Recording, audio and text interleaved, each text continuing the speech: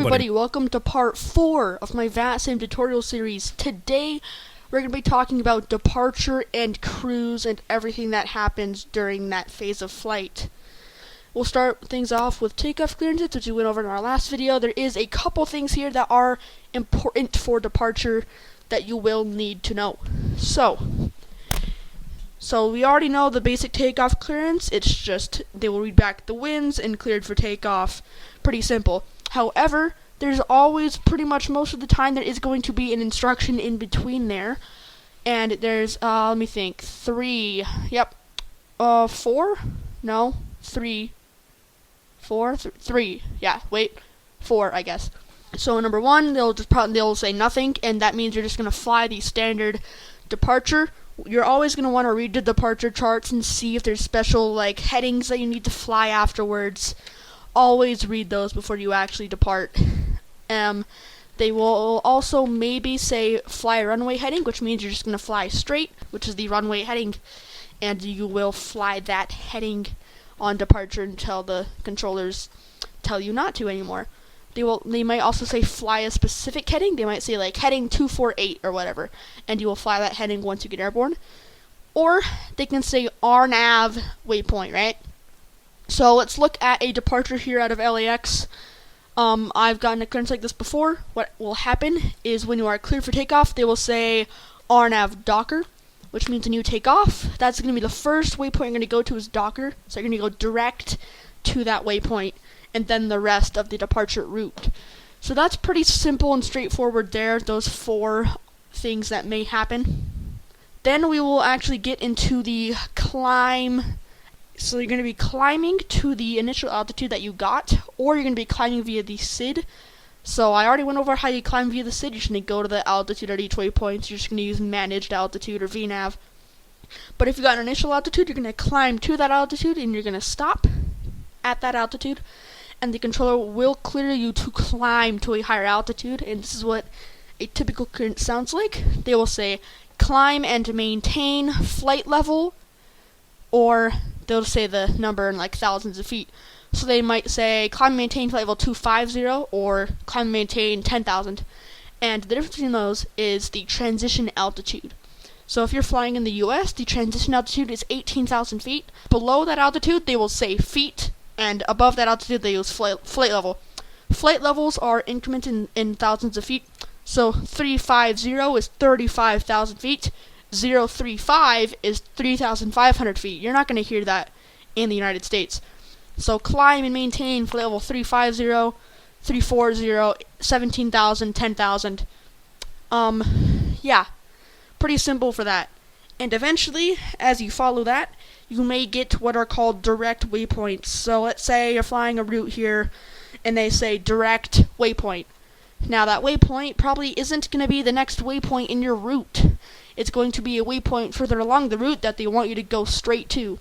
So you'll say like direct, I don't know, waypoint, and you'll say direct waypoint call sign, and you'll just go straight to that waypoint instead of continuing on the rest of your route.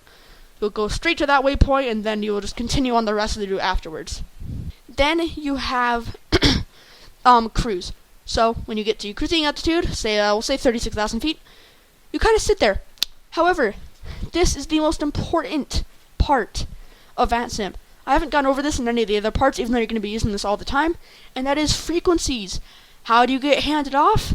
And what is Unicom? So, we'll start with getting handed off. A handoff is when you are handed off to a separate controller. Let's say you're onto the departure frequency, and you will be talking to the center frequency soon. So what they will say is call sign, contact. They will always say contact if you're in the air. Contact, departure, and then they'll say the frequency, and you'll just read back over to frequency, call sign, and then you'll switch the frequency, and then you get to contact that new frequency. So here's how you would do that. You would just say, you will start by saying the full name. So instead of just saying center, you'd say like Minneapolis Center, call sign. You don't need to say with you. You can, but it's kind of cringe. You're just really gonna want to say Minneapolis Center, call sign, and then you'll say your altitude. If you're level at like 36,000 feet, you'll say flight level 360. But if you're at, let's say, 5,000 feet climbing to 20,000 feet, you'll say Minneapolis Center, call sign 5,000 climbing flight level 200.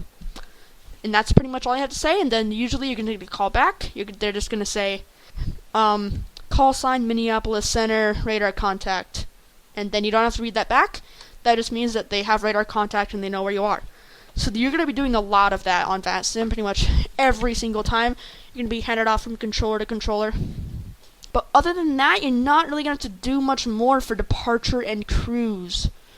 Hello everybody, future me here. I just realized that in the video I didn't go over Unicom yet, so I'm going to very quickly talk about it now. So Unicom is a frequency. It is the actual frequency for Unicom is 122.8, and Unicom is the frequency that you will go to when there is no air traffic control in the area that you're in. So there could be a whole flight that you do that would be entirely on Unicom. Now, how Unicom works is you're always going to be monitoring it when your hands are off. You're ever going to have to contact Unicom, and that's because, again, there's no ATC. It's just a frequency that everybody in that area is on, and what you're supposed to do is let them know your position. So let's say you're on approach. You're on a 5-mile final or something, right? You'll say the airport that you're going to. So say you're flying into Boston, you'll say Boston traffic, call sign, 5-mile final 22 left, or something like that. Especially if you're crossing a runway, you want to announce that on Unicom, but yeah, that's what Unicom is. So that's it for today's tutorial. I'll be releasing a new VATSIM video next week. And then I will make the last 2 parts of this tutorial